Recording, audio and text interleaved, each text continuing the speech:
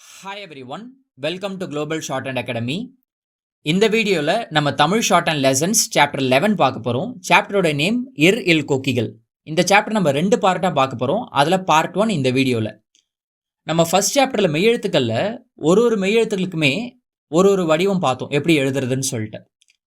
அதுக்கப்புறமா சுழி கான்செப்டில் சா, இம்மு, ஸ்வா இதெல்லாம் எப்படி எழுதுறதுன்றதை பார்த்தோம். இந்த சாப்டரில் இர் இல் இதுக்கு எப்படி இன்னொரு வெர்ஷன் எழுதுறது அப்படின்றத பார்க்க போகிறோம். ஓகேங்களா? எதுவும் இல்லை, உயிர்மை எழுத்துக்களோட சேர்ந்து வரப்ப இர் அண்டு இல்லு இதுக்கு ஆரம்பத்தில் சின்னதாக ஒரு கொக்கி நம்ம எழுதிக்குவோம். இருக்கு எப்படி எழுதுறது, இல்லுக்கு எப்படி எழுதுறது, நேர்கோடுகள் எப்படி எழுதுறது, வளைவு கோடுகளை எப்படி எழுதுறது, அதை தான் இந்த சாப்டரில் பார்க்க போகிறோம். ஃபஸ்ட்டு ரான்றது நம்ம எப்படி எழுதுவோம்? மேல் நோக்கி எழுதுவோம், இல்லைனா கீழ் நோக்கி எழுதுவோம். கரெக்டுங்களா? இரு. லான்றது பெரும்பாலான நேரத்தில் மேல் நோக்கி மட்டும்தான் எழுதுவோம். ஓகேங்களா? சில இடத்துல வாட்டமாக எழுதணுன்றதுக்காக கீழ் நோக்கி எழுதுவோம், அது வேற. பட் பெரும்பாலான நேரத்தில் நம்ம மேல் நோக்கி தான் எழுதுவோம். கரெக்டுங்களா? இந்த சாப்டரில் நம்ம பார்க்க போகிறது இரு கொக்கி. நேர்கோடுகளில் ஃபஸ்ட்டு இரு கொக்கி எப்படி எழுதுறது அப்படின்றத பார்க்கலாம்.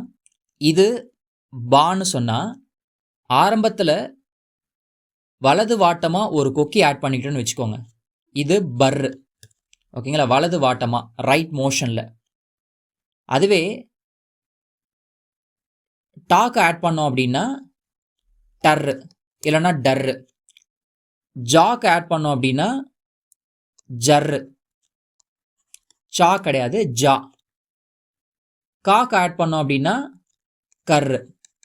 இதெல்லாம் பார்க்குறப்ப எல்லாமே வலது வாட்டமாக இருக்கும். இல்கொக்கின்றது நேர்கோடுகளை எப்படி எழுதுறதுன்றதை பார்க்கலாம். இது பான் சொன்னோன்னா இடது வாட்டமா, ஓகேங்களா, லெஃப்ட் மோஷனில். இது பல், இது டல்,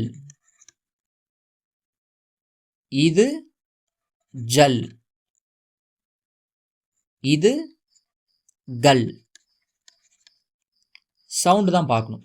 ஓகேங்களா? வலது வாட்டமாக போகிறப்ப ஆர் சவுண்டும், இடது வாட்டமாக போகிறப்ப இல் சவுண்டும் சேர்த்து படிக்கணும். இது நேர்கோடுகளில்.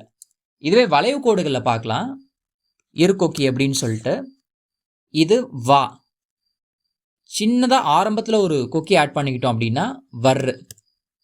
தாளை ஆட் பண்ணிக்கிட்டோம் அப்படின்னா தர்ரு. மாலை ஆட் பண்ணிக்கிட்டோம் அப்படின்னா மர்ரு. நாளை ஆட் பண்ணிக்கிட்டோம் அப்படின்னா நர்ரு.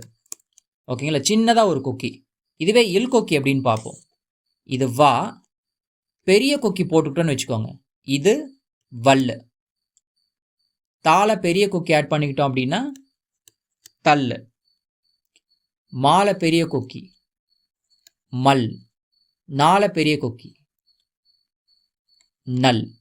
இப்போ நேர்கோடுகளில் எப்படி இரு கொக்கியும் இல் கொக்கியும் எழுதுறதுன்றதை பார்த்துருக்கோம்.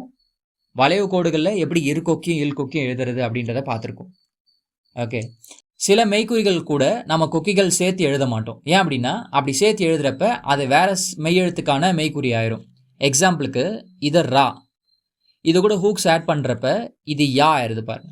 சரி, இந்த பக்கம் ஆட் பண்ணால் இது இக்ஷா அப்படி ஆயிரும். அதே மாதிரி இது சா இல்லையா? இப்படி ஆட் பண்ணுறப்ப இதுவும் இக்ஷா ஆயிடுது பாருங்க. இந்த மாதிரி சில காரணங்களால் என்ன பண்ண மாட்டாங்க அப்படின்னா சில மெய்க்குறிகள் கூட ஹூக்ஸ் ஆட் பண்ண மாட்டாங்க. அப்படி என்னென்ன மெய்க்குறிகள்லாம் இருக்குன்னு பார்க்குறப்ப ரா, ஆறு, இட்சா, இங்கு, லா, சா, சுழி இருக்கிற மெய்க்குறிகள், ஆல்ரெடி கொக்கி இருக்கிற மெய்க்குறிகள். இது கூட எல்லாம் நம்ம எக்ஸ்ட்ரா கொக்கிகள் ஆட் பண்ண மாட்டோம். ஓகேங்களா? சுழி இருக்கிற மெய்க்குறின்னு பார்க்குறப்ப ஹா, கொக்கி இருக்கிறது யா, லா, இது கூடலாம் கொக்கிகள் ஆட் பண்ண மாட்டோம். ஓகேங்களா? இப்படி கொக்கி சேர்த்து எழுதுகிற மெய்க்குறிகள் சேர்ந்தா போல தான் படிக்கணும். இப்போ இது பான்னு படிக்கிறோம், இதை நம்ம பர்ன்னு படிக்கணும், இதை பல்லுன்னு படிக்கணும், இதை டான்னு படிக்கிறோம், இதை டர்ன்னு படிக்கணும், இதை டல்லுன்னு படிக்கணும். இது மானா இதை மர்ன்னு படிக்கணும், இதை மல்லுன்னு படிக்கணும். இது நானா இதை நர்ன்னு படிக்கணும், இதை நல்லுன்னு படிக்கணும். இது தா, தர்ரு, டல்லு. ஓகேங்களா? இப்படி தான் சேர்ந்தா போல் படிக்கணும். அடுத்து இப்போ ஆற்றல் இந்த வார்த்தையை எடுத்துக்குவோம். இதை நம்ம வந்து ஆற்றல்னு படிக்க மாட்டோம், இர்ரா தான் இருக்குது. ஆனால் நம்ம எப்படி படிப்போம்னா ஆற்றல் இப்படி தான் படிப்போம். இட்ரா எழுதுகிறப்ப ஆ இட்ரா இல் ஆற்றல் இப்படி தான் எழுதுவோம். இன்னும் ஈஸியான எக்ஸாம்பிள் பார்ப்போம். வெற்றி வெற்றி இப்படி தான் படிப்போம். வே இட் ட்ரி வே டர் இ வெற்றி இப்படி தான் நம்ம வந்து எழுதணும். சரிங்களா? அடுத்து கல்லுக்கும் கல்லுக்கும் நம்ம இதே யூஸ் பண்ணிக்கலாம். ஓகேங்களா?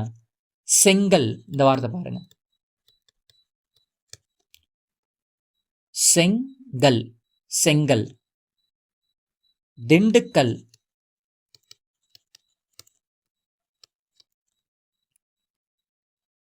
திண்டுக்கல்.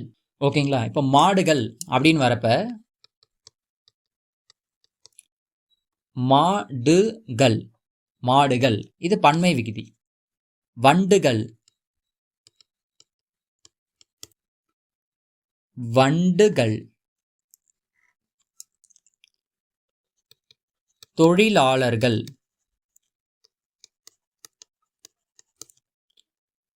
தொழிலாளர்கள் இப்படி நம்ம வந்து எழுதுவோம். தொழிலாளர்கள். ஓகேங்களா? இந்த கல் எங்கே மோஸ்ட்லி வரும்னா, இதுக்கு முன்னாடி இங்கே இல்லைன்னா நம்ம இந்த கல்லை எடுத்துக்கலாம். ஓகேங்களா? இந்த பன்மை விகுதியோட எண்டிங்லேயே நம்ம வந்து ஈற்று உயிர்களுமே ஆட் பண்ணலாம். இப்போ மாடுகள் அப்படின்றது மாடுகள் இப்படி நம்ம வந்து எழுதியிருக்கோம். இதே மாடுகளே அப்படின்னு வரப்ப மாடுகளே இந்த ஏ ஈற்று உயிர்குறி நம்ம வந்து எழுதிடுவோம். மாடுகளோ அப்படின்னா மாடுகளோ ஓ ஈற்று உயிர்குறி நம்ம வந்து எழுதிடுவோம். கலே அப்படின்னா இந்த மாதிரி, கலோ அப்படின்னா இந்த மாதிரி. சரிங்களா? இதோட பார்ட் 1 வந்து முடியுது. ப்ராக்டிஸ் பண்ணுறதுக்கு பயிற்சி 34 35 இருக்குது. இதில் இருக்கிற ஒவ்வொரு வார்த்தையிலுமே ஒரு 3 to 5 லைன்ஸ் வந்து என்ன பண்ணணும்னா ப்ராக்டிஸ் பண்ணணும். சரிங்களா? நம்ம அடுத்த வீடியோவில் இந்த சாப்டருக்கு உண்டான செகண்ட் பார்ட் வந்து பார்க்கலாம். தேங்க்யூ.